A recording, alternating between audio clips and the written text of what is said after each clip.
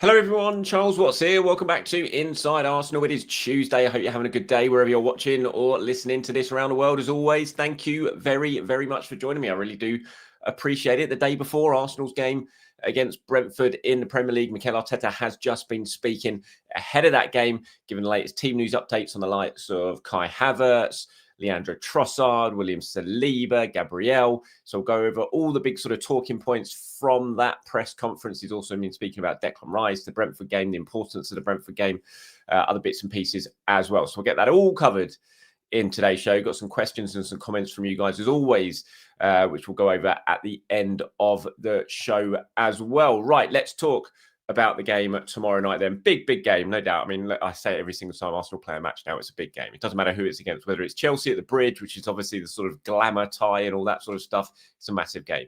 Brentford at home, just as important, because at the end of the day, it's 3 points on the line. It doesn't matter who you're playing. It's all about 3 points. Mikel was very keen to reiterate that point in the press conference today, actually, which we'll talk about a little bit later on in the show. It was quite funny what he was having to say. So, but team news-wise, injury-wise, that's obviously the big talking points when it comes to Arsenal, because let's face it, we've always got injuries, or it always seems like we've got injuries. On Sunday, William Saliba suddenly wasn't in the side to face Chelsea. Did go with the squad, obviously, got off the coach, walked in with the squad, but wasn't involved in it. Now, Mikel's been speaking about that.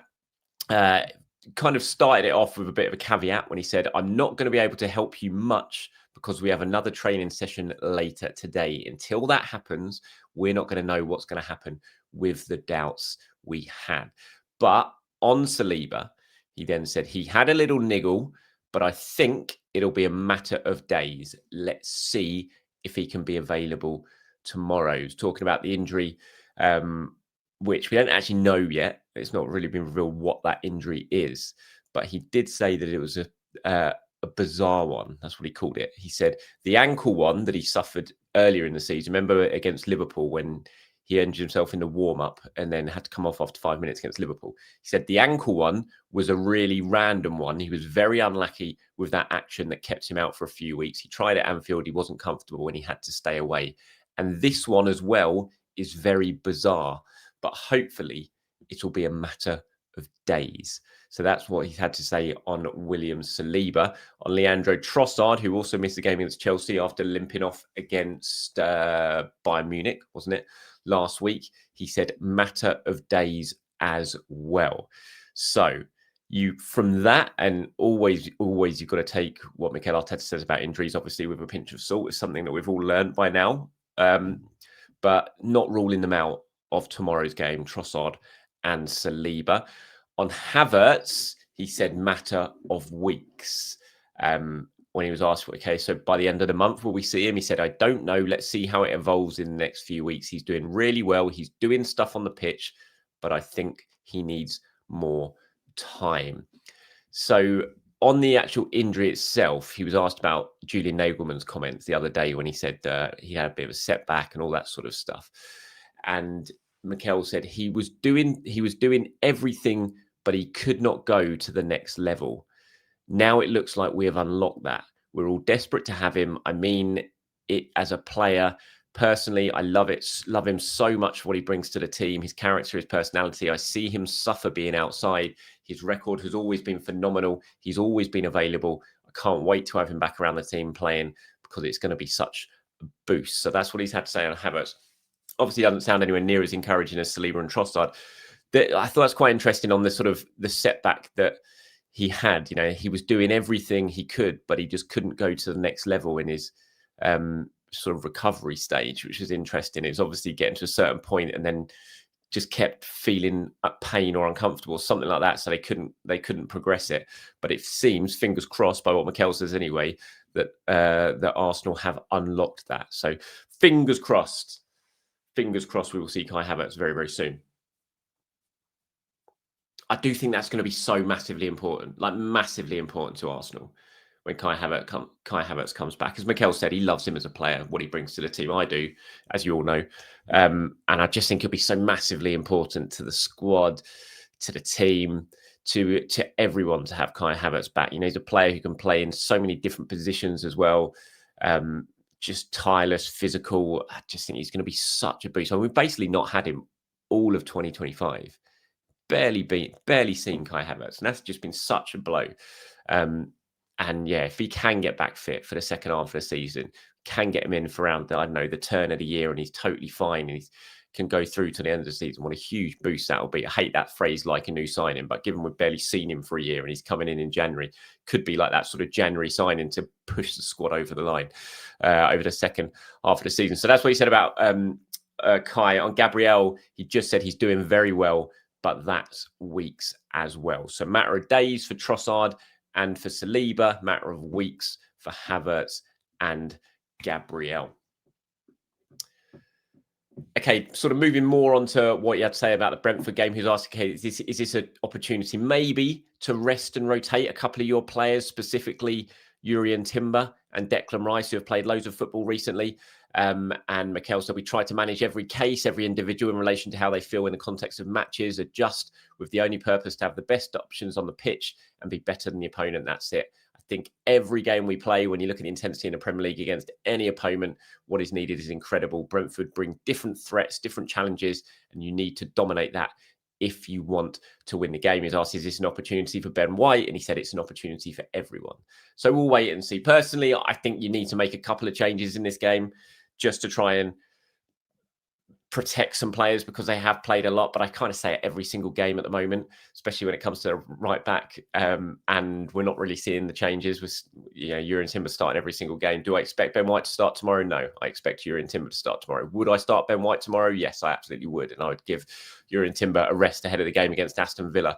Wouldn't even be a doubt in my mind about that. But I just don't expect Mikel Arteta to do that. And I fully expect Declan Rice to start as well.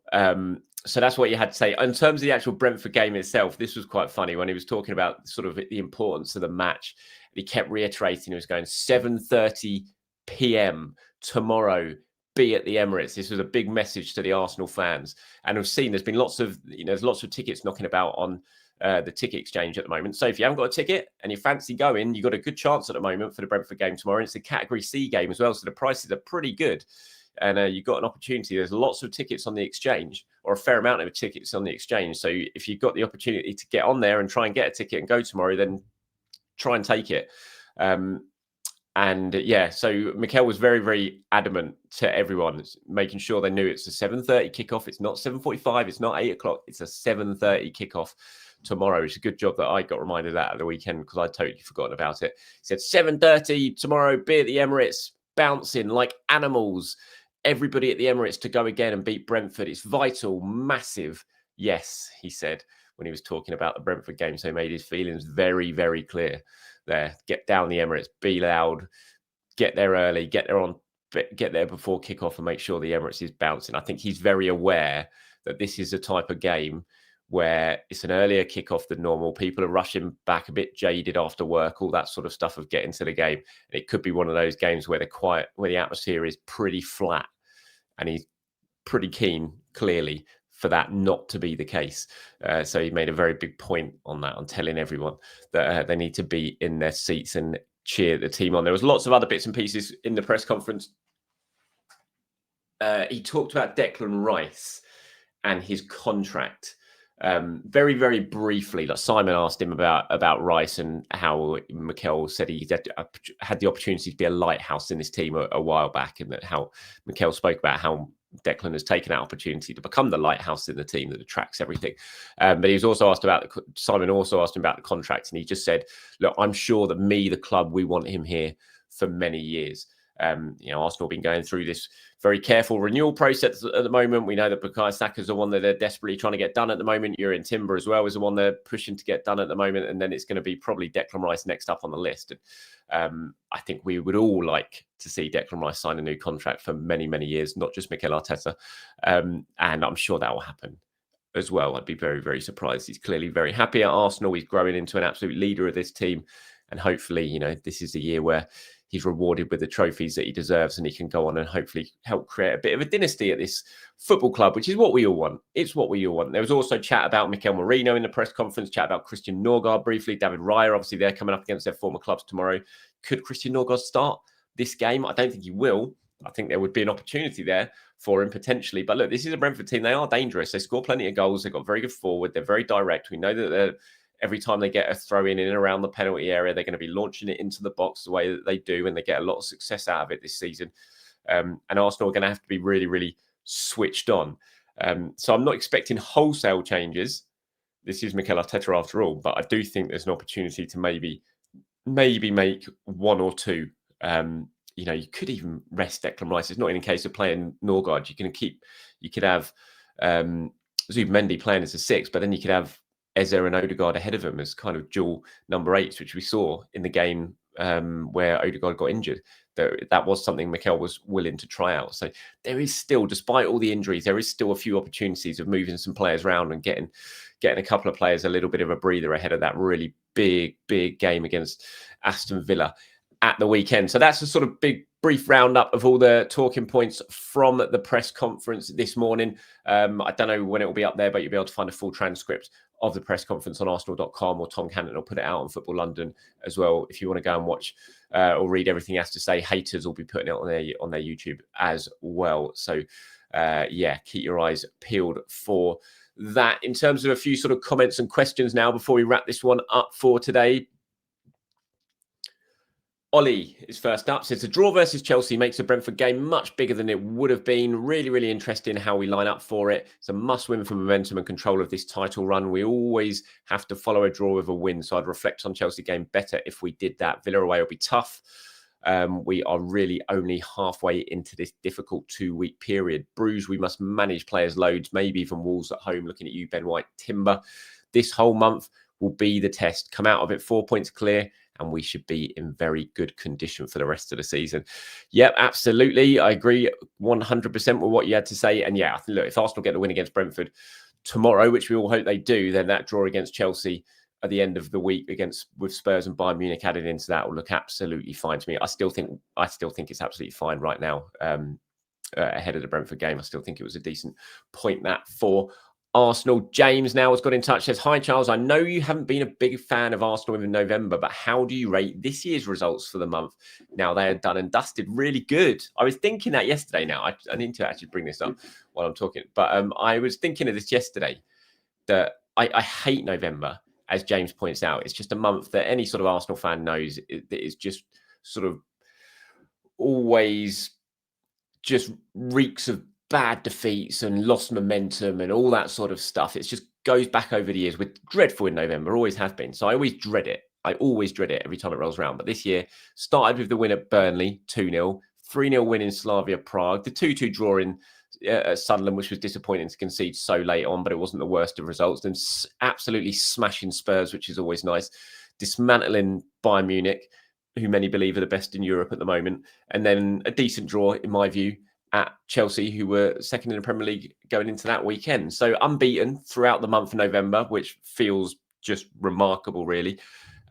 Couple of draws. It would have been nice to have obviously won those games.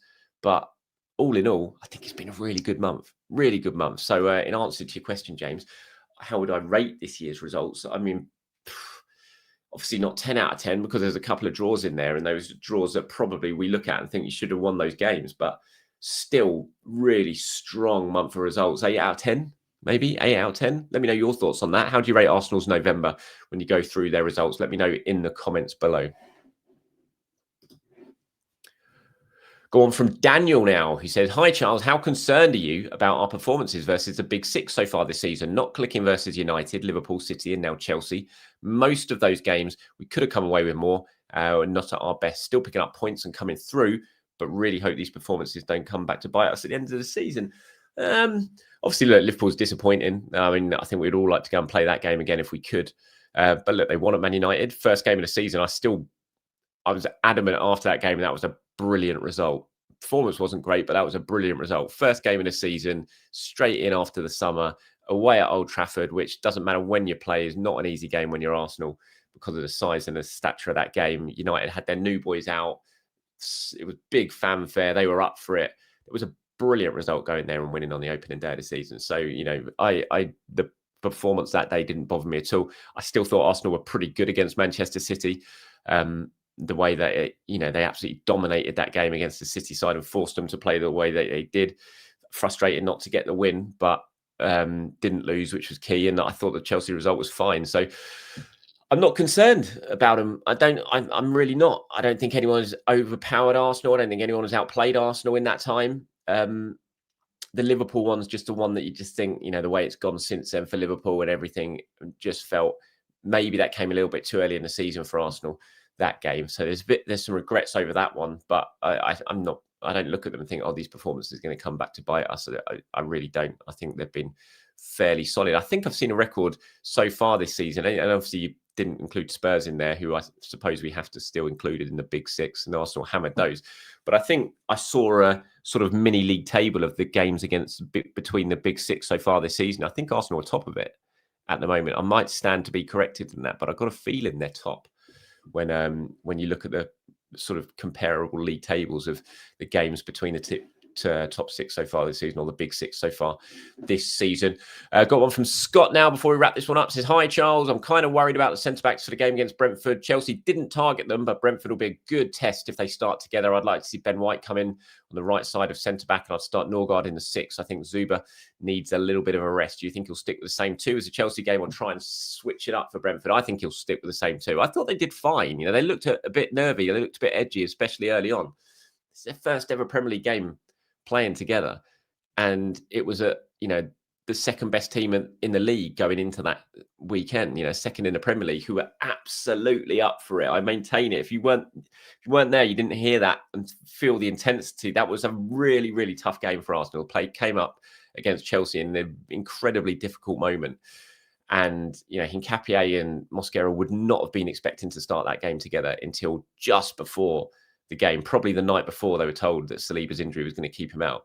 It's a tough ask for them, and I thought they stood up to it pretty well. They were nervy. They looked a bit nervy as expected, but they grew into the game. I thought Hincapié, especially in the second half, started to grow into it and looked like he started to have a bit more of his sort of usual personality and character about him. I don't think you break that up on one game. You stick with it. That's why you sign these players. So I'd be surprised if he changed it. Look, if Saliba's fit, I think Saliba starts. But if he's not fit, I don't think he'll do something else. I think he'll be Mosquera and Hincapié at centre-back. Right, that is it from me today. Thank you very much for watching, everyone. Thank you for listening. Appreciate it. As always, I'll be back in the morning with the preview show ahead of Brentford. I'll be doing my predicted 11, all that sort of stuff. Let me know your 11s for that game, how you would approach it, what you want to see Mikel Arteta do, anything like that. Put it down in the comments below, and I will bring some of them together and get them included in tomorrow's preview show. Until then, everyone, have a great day. Speak to you soon. Bye-bye.